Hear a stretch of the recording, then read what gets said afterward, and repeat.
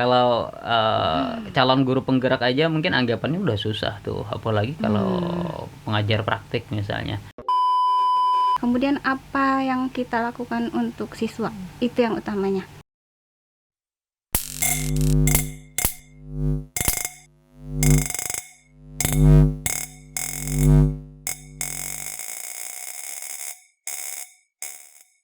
Assalamualaikum warahmatullahi wabarakatuh. Salam jumpa sahabat BDKP dimanapun Anda berada. Senang sekali kembali saya Fadi bisa menjumpai sahabat semua di podcast Suara Edukasi Banua, Balai Teknologi Informasi Komunikasi Pendidikan, Dinas Pendidikan dan Kebudayaan Provinsi Kalimantan Selatan. Nah, sahabat BTKP berbicara tentang kebijakan Merdeka Belajar yang diluncurkan oleh Kemendikbudristek Republik Indonesia, dan di dalamnya itu ada beberapa program, diantaranya adalah program guru penggerak, kemudian ada sekolah penggerak dan yang lainnya.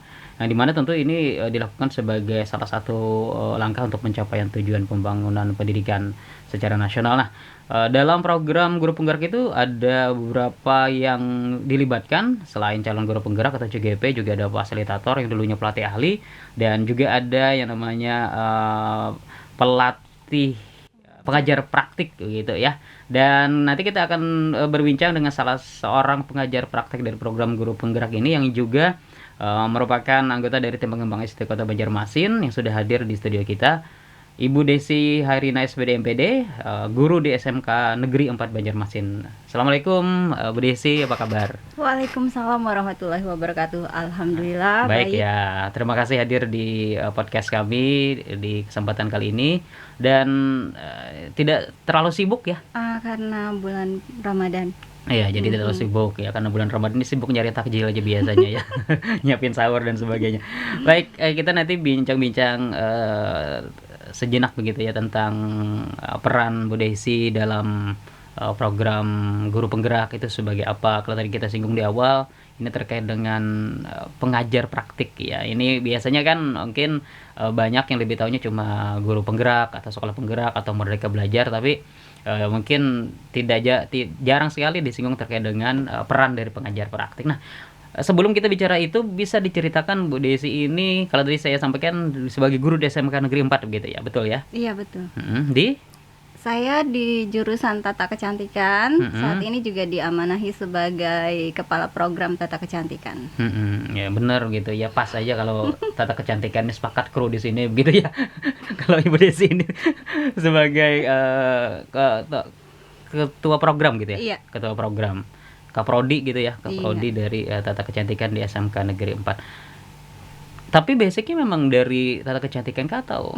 Kemarin dulu ngambil program keahlian ganda dari pemerintah juga. Sebelumnya saya lulusan sarjana S1-nya pendidikan kimia. Pendidikan kimia? Iya. Dan akhirnya mengambil program keahlian ganda Tata Kecantikan. Alhamdulillah lulus dua-duanya. Jadi saat ini mengajar di SMK 4. Sebelumnya di SMK 4? Sebelumnya di SMP. Di SMP. Iya. 2010 saya diangkat menjadi PNS, kemudian mengajar ditempatkan di SMP Negeri 4 Mataraman, Kabupaten Banjar. Matraman, Kabupaten Banjar. Cukup jauh juga ya? Lumayan. Sebentar, SMP Negeri 4 Matraman itu di dalam berarti ya? Iya, jauh sekali ke dalam. Jadi sempat PP, pulang pergi. Iya, dari Banjarmasin ke Martapura. Di cukup dalam ya, cukup jauh gitu ya. Jauh di Pematang Danau. Pematang Danau itu di daerah Sungai Danau. Hampir ke Sungai Danau. Sungai Danau. Bukan daerah Sungai Danau yang Pematang Danau lah. Di Kabupaten Banjar begitu ya. Kabupaten Banjar. Dan di daerah Matraman. Jadi akhirnya mutasi sebagai guru SMK, masih sebagai guru kimia tadinya guru kimia dulu. Kemudian ada program dari pemerintah tadi keahlian ganda.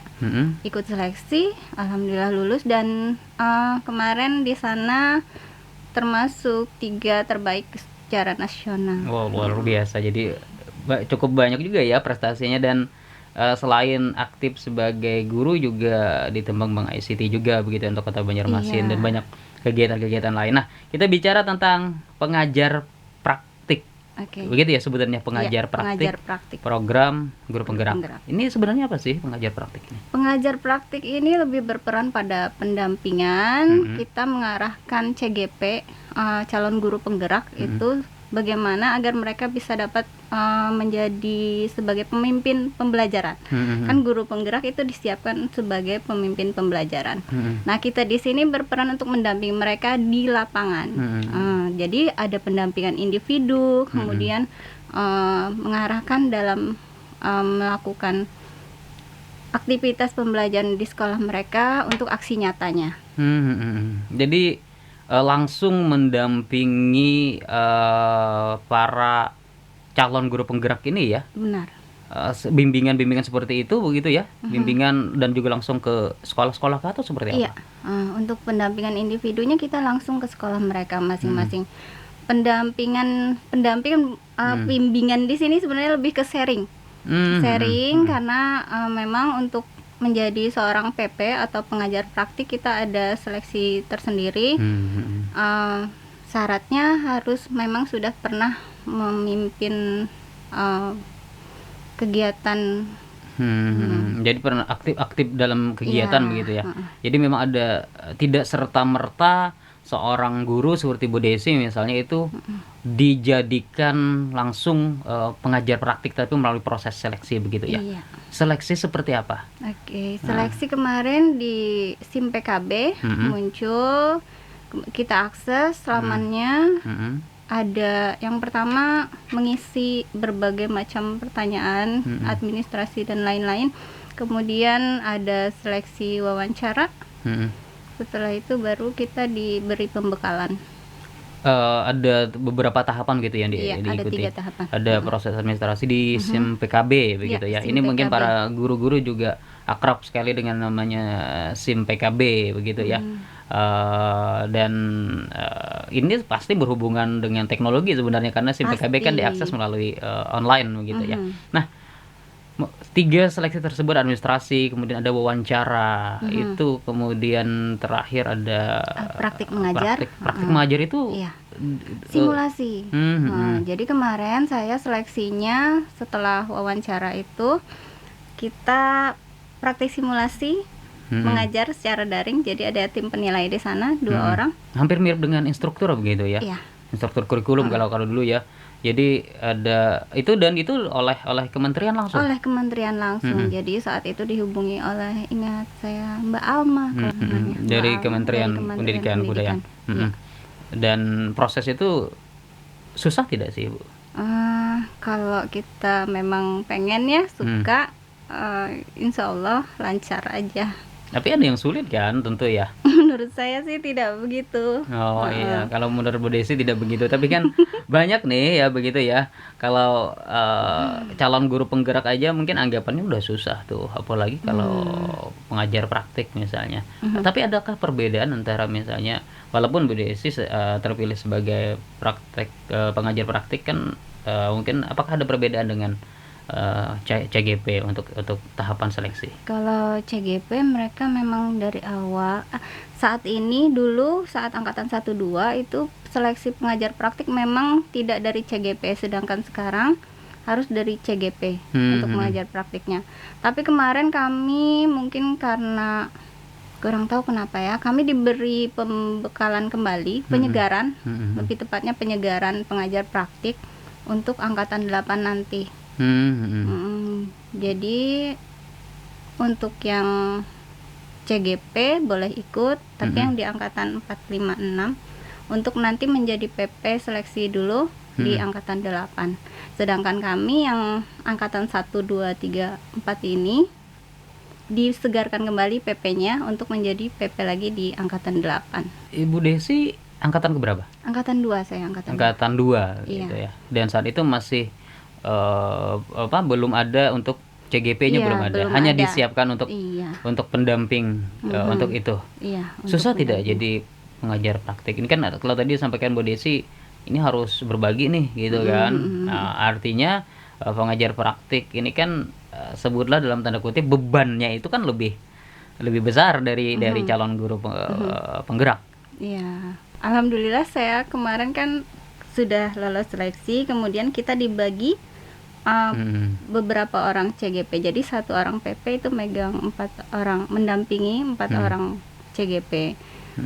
Kemarin ketemunya dengan CGP yang memang mereka benar-benar luar biasa. Jadi kita jadi have fun. Jadi menjalaninya dengan senang, tidak ada beban, dan waktu itu memang diatur sedemikian rupa. Pemerintah sudah memberikan jadwal-jadwal untuk kapan lokakarya 0 atau orientasi pengenalan dulu, kemudian memasukkan modul pembelajaran modul 1-2 itu rata-rata sebulan itu 2 modul, kemudian lanjut ke lokakarya pendampingan individu dulu, baru ke lokakarya 1, begitu seterusnya selama kemarin untuk angkatan 2 itu saya 9 bulan, tapi saat ini sudah dipres lagi menjadi 6 bulan dulu saja. 9 bulan ya? Iya. Kalau tambah 9 hari nggak ada yang lahir gitu ya.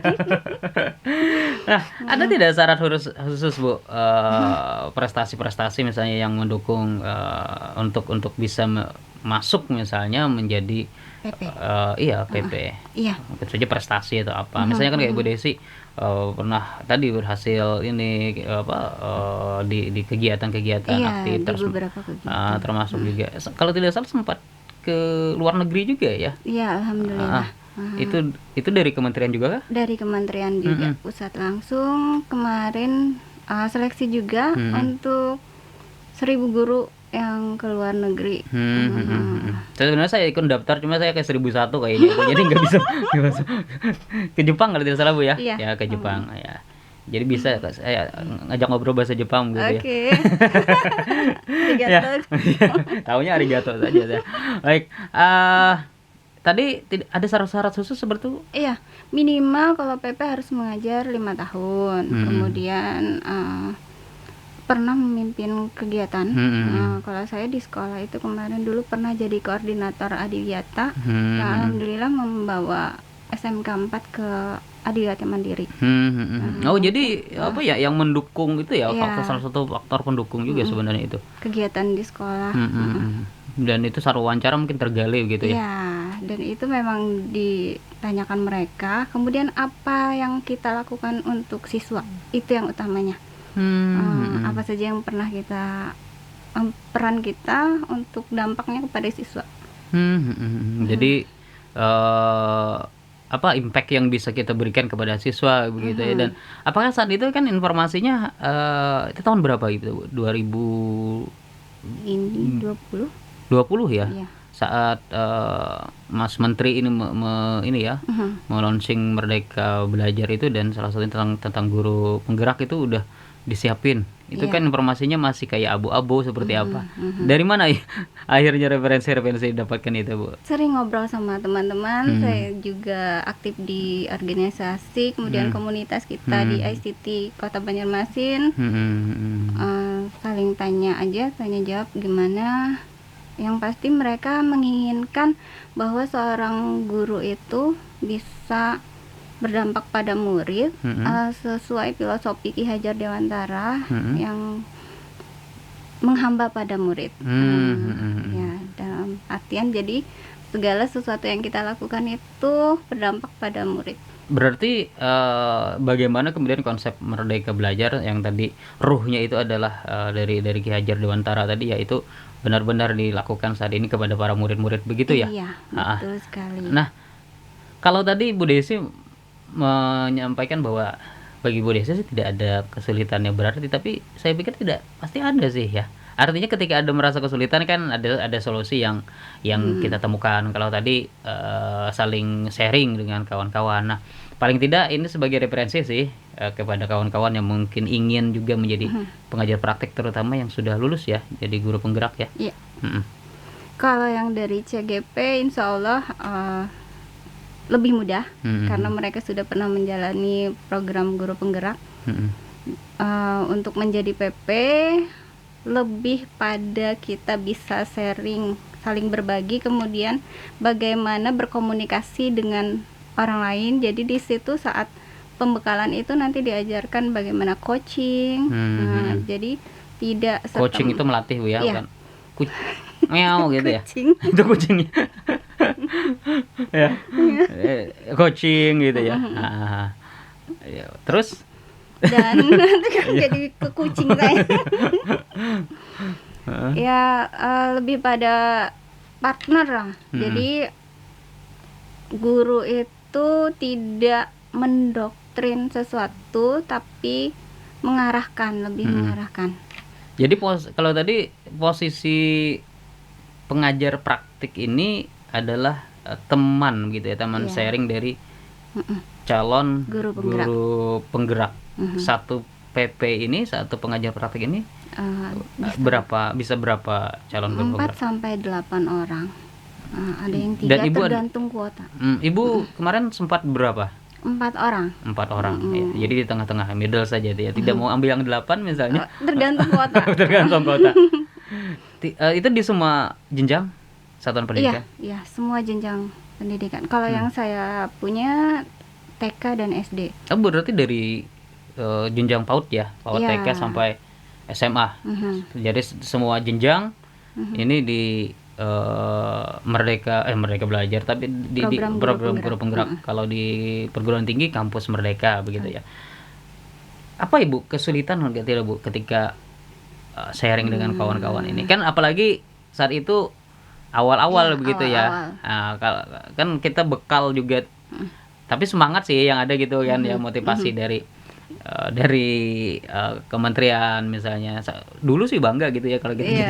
Saya sempat soalnya merasakan atmosfer seperti itu, tapi kita harus juga membekali diri kita begitu kan. Ada tidak Bu kesulitan? Pengaturan waktu ya, untuk mencocokkan jadwal saat kita pendampingan individu. Mereka kan harus tetap ngajar seperti biasa. Mereka harus tetap ngajar seperti biasa, dan kita pun melakukan aktivitas kita seperti biasa. Jadwal itu kita atur betul-betul. Kemudian juga mungkin kalau yang dapatnya gurunya sekolahnya jauh, jadi harus rela mendatangi sekolah yang jauh itu. Kan ini Kalimantan Selatan ya? Iya. Kalau Banjarmasin memang di Banjarmasin, tapi teman ada yang PP dari daerah luar yang belum ditugaskan di Banjarmasin ada. Karena PP itu ada di luar Banjarmasin, dan memang tidak semua kabupaten kota saat itu ya. Iya. Untuk PGP ini kalau tidak salah begitu ya. Di awal-awal masih sedikit sekali. Jadi kesulitannya hanya terkait dengan pembagian waktu saja. Jadi harus bisa mengatur waktu dengan baik. Dan tapi pasti sudah dikondisikan begitu ya. Ya. Kita punya instrumen tersendiri untuk saat berbincang dengan mereka. Dari kawan-kawan CGB sendiri bagaimana tanggapannya Bu dengan kehadiran pengajar praktik ini? Ya, mereka senang sekali juga karena kan melihat, bisa dilihat langsung oleh pengajar praktik bagaimana mereka mengajar di sekolah. Memang orang-orang guru penggerak ini orang-orang pilihan yang saya lihat memang luar biasa sekali mereka. Jadi menanggapi kedatangan kami itu tidak dijadikan beban, malah mereka senang jadinya bisa ada teman curhat di sekolahnya bagaimana. Dan memang saat instrumen yang diberikan itu rata-rata kalimatnya itu menanyakan kenyamanan mereka saat mengajar di kelas, menyenangkan atau tidak, baik untuk mereka, teman sejawatnya, siswanya, bahkan kepala sekolahnya. Jadi bagaimana suasana sekolah gitu ya, daya dukung mulai dari kelas, kemudian ke hal-hal lain di sekitar sekolah itu juga bagaimana memberikan dukungan kenyamanan karena memang kenyamanan lingkungan itu juga sangat membantu sebenarnya ya dalam proses transformasi ilmu pengetahuan dalam sekolah. Nah, kalaupun tadi kawan-kawan calon guru penggerak ini kan beranggapan saat ini mungkin sudah banyak, kalau dulu kan awal-awal sangat ini ya kayak pesimistis dengan program-program seperti ini. Kurikulum 13 belum selesai muncul lagi kurikulum Merdeka. Apakah itu ada saat itu bagi mereka, misalnya Bu Desi ini kami belum selesai, ini masa muncul lagi, walaupun tadi memang orang-orang pilihan saat dulu gitu ya. Ini bagaimana Bu? Ya ada, cuman karena mereka cepat beradaptasi, jadi kurikulum Merdeka ini langsung bisa apa istilahnya, dapat terrealisasi di lingkungan mereka. Pada saat mereka mengajar, mereka langsung mempraktikkan, langsung aksi nyata dilaksanakan. Seperti contohnya yang pembelajaran berdiferensiasi, itu yang awal sekali untuk modul guru penggerak, pembelajaran berdiferensiasi. Jadi kita tidak hanya memfokuskan pada satu, misal tugas anak harus begini, semua begini. Hasil tugasnya itu tidak hanya berupa tertulis, tapi kalau berdiferensiasi, siapa tahu anak itu ahli di bidang mungkin melukis, dia bisa mengekspresikan dari lukisannya gitu. Jadi tidak, sekarang pembelajaran berdiferensiasi ini siswa-siswa kita dalam mengerjakan atau dalam pembelajaran itu tidak hanya satu saja, tapi bisa berbagai macam. Ya, jadi memang banyak juga ya, ada muncul istilah pembelajaran berdiferensiasi ini baru begitu ya, karena dulu kan misalnya dari hasil gitu ya. Nah, sekarang hasilnya bisa bermacam-macam. Kalau tadi potensi anak misalnya di seni gitu ya, bisa dilihat dari hasil kerja mereka, seperti itu Bu Desi ya. Saya juga pernah melihat, mengikuti begitu ya. Artinya ada juga istilah lokakarya, kemudian sampai terakhir panen karya kalau tidak salah ya. Panen raya. Lokakarya 7 sekarang. Oh ya, ini seperti apa sih ceritanya, bisa diceritakan loh Bu? Karena kan perjalanan panjang mereka begitu ya. Ini seperti apa? Iya, pertama itu kita lokakarya orientasi dulu, lokanol biasanya disebutnya. Setiap bulan itu ada 2 modul yang diselesaikan, kemudian ada pendampingan individu, kemudian baru lokakarya. Begitu seterusnya setiap bulan sampai bulan ke-6, kemudian yang bulan ke-7-nya panen raya itu semua CGP memamerkan. Jadi ada pameran hasil karya para calon guru penggerak. Di sana mereka menampilkan aksi nyata mereka, bisa berupa mungkin mereka membuat inovasi apa untuk sekolahnya, kemudian berkolaborasi dengan siapa di situ. Terus juga yang pasti setiap kegiatan lokakarya itu mereka melakukan refleksi. Refleksi di setiap modul, kemudian juga saat pendampingan individu. Dan puncaknya tadi saat panen raya tadi ya, itu di dan itu artinya mereka selesaikah proses pelatihan ya sebutannya ya? Iya, pembekalan calon guru penggerak. Itu dilakukan secara daring atau? Daring dan luring. Mereka menghadapi dua ini saat mereka melaksanakan proses daring itu bersama para fasilitator. Jadi memang LMS, hubungannya tadi dengan teknologi.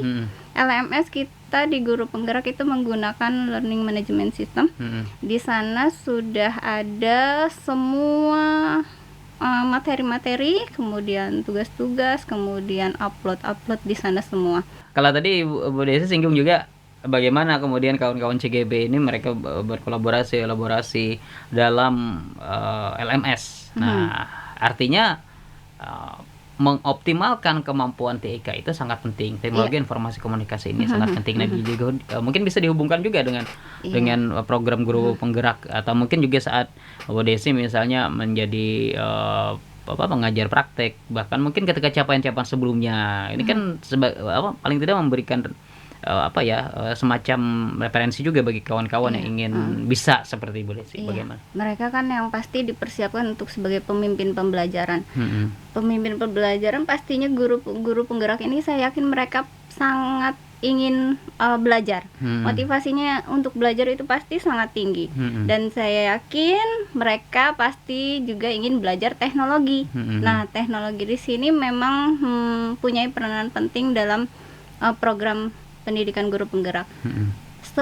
Mulai masuk saja kan kita mendaftarnya lewat online di SIM PKB, kemudian masuk ke learning sistemnya. Sudah teknologi semua itu.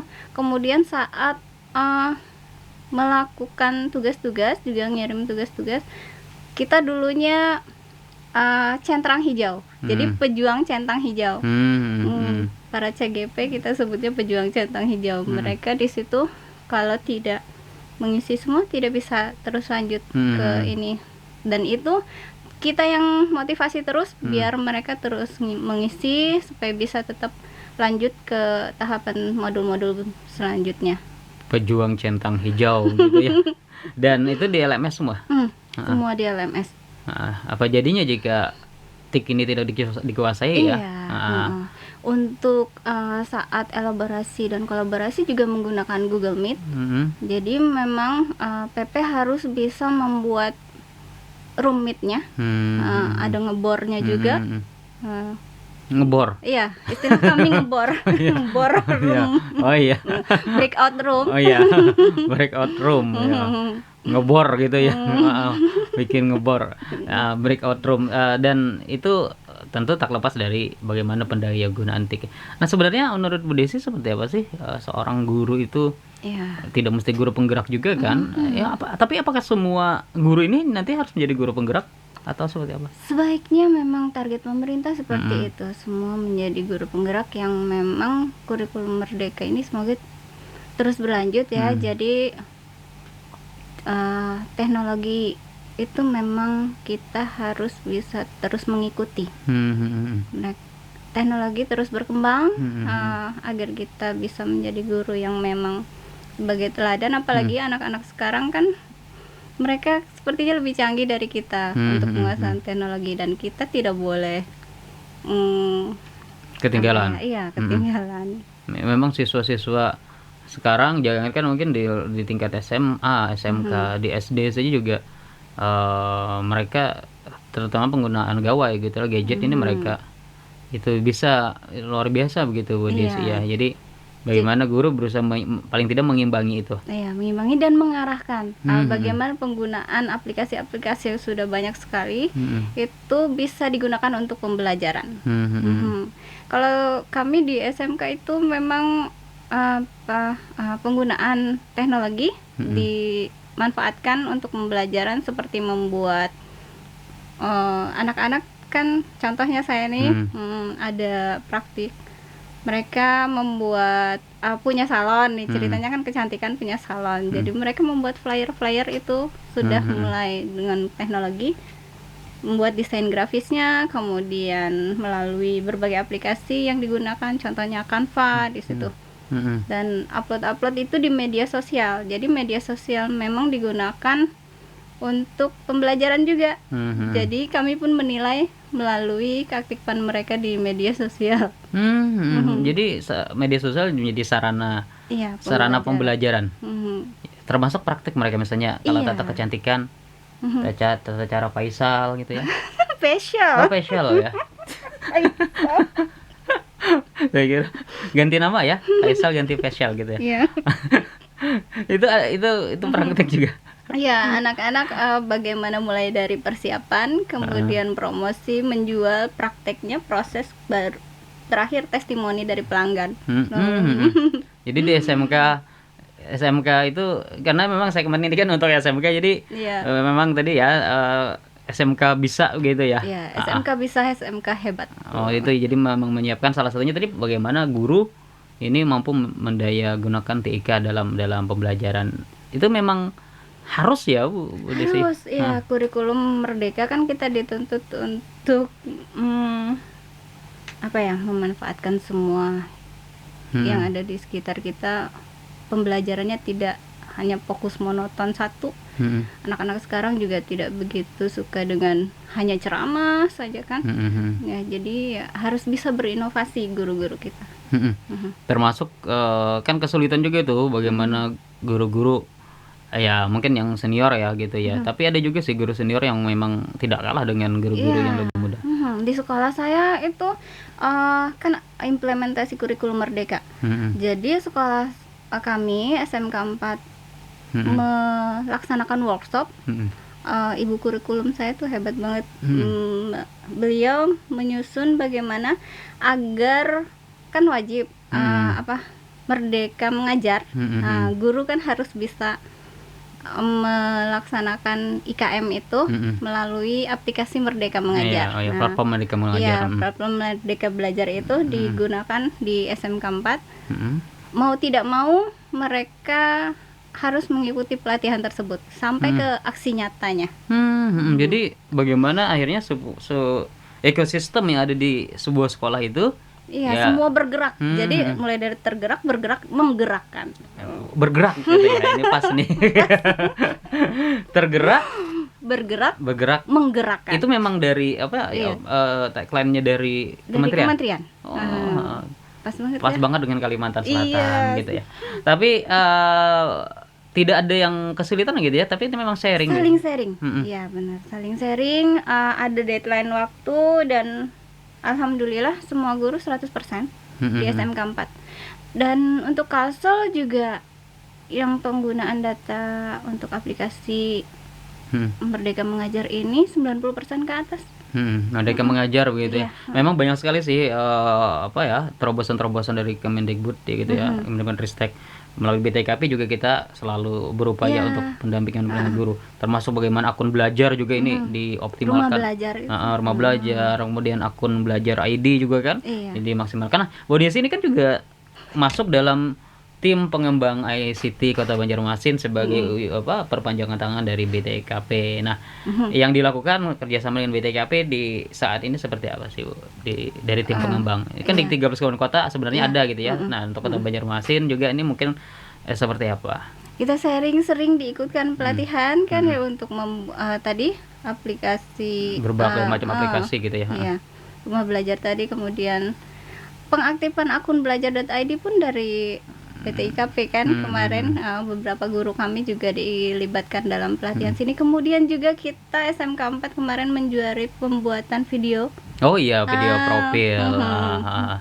Video profil sekolah. Jadi memang lomba banyak di BTKP. Jadi tidak salah memang sekolah-sekolah itu untuk itu ya aktif untuk ikut. Ini kan ada lagi lomba promosi sekolah gitu ya. Jadi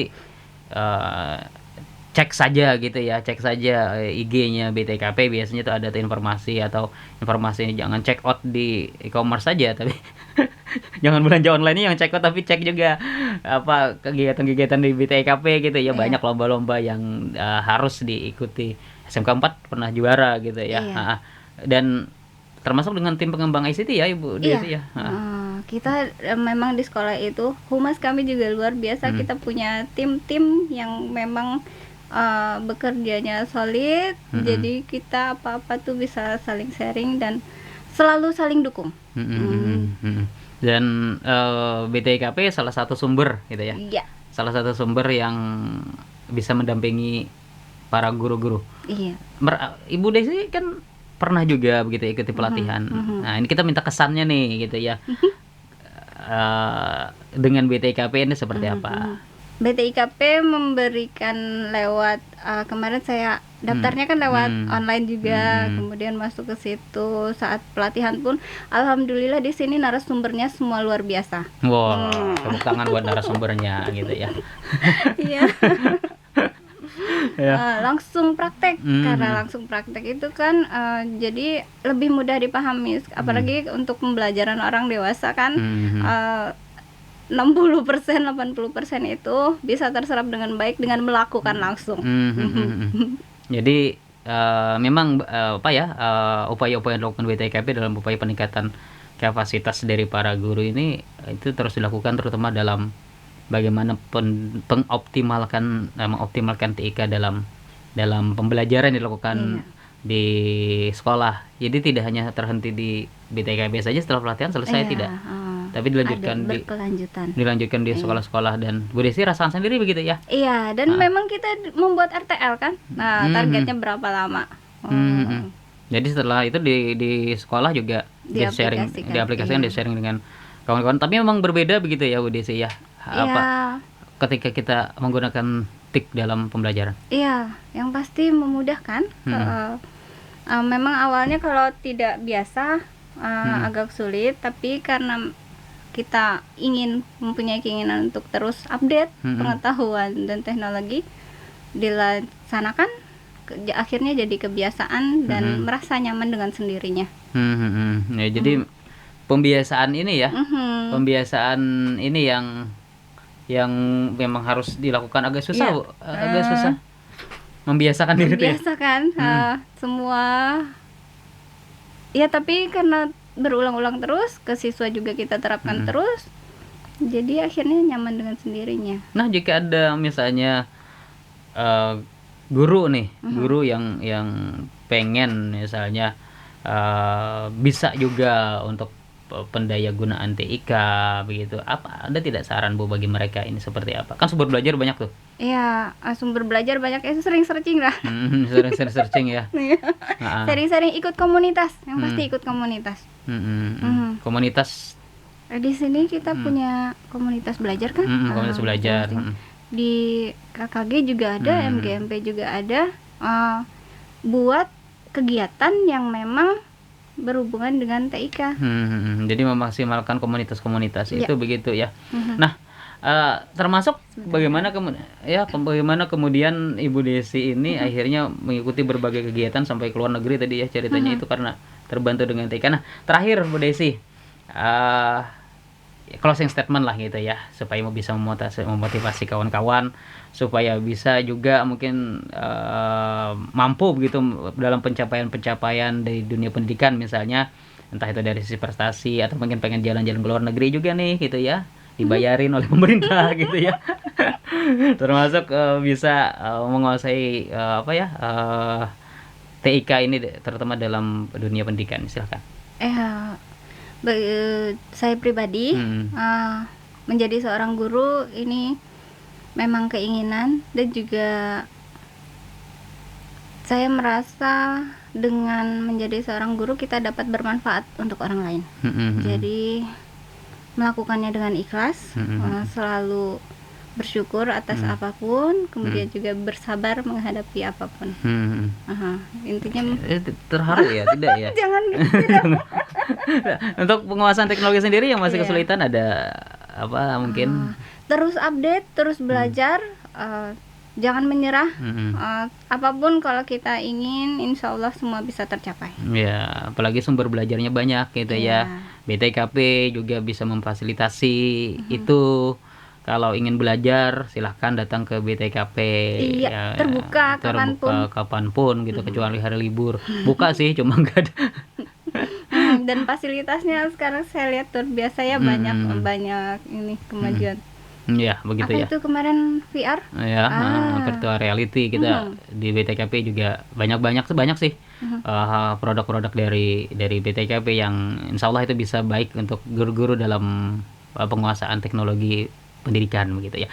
Baik Bu Desi, terima kasih banyak sudah berbagi dan mudah-mudahan bisa menginspirasi kawan-kawan sahabat-sahabat BTKP yang menyaksikan podcast kita kali ini, bagaimana mereka mungkin bisa memaksimalkan kebermanfaatan mereka begitu ya, apalagi dengan ruh filosofi pembelajaran Ki Hajar Dewantara dalam Merdeka Mengajar, Merdeka Belajar begitu ya, dan tadi memberikan manfaat untuk orang banyak, bersabar dan juga bersyukur. Iya.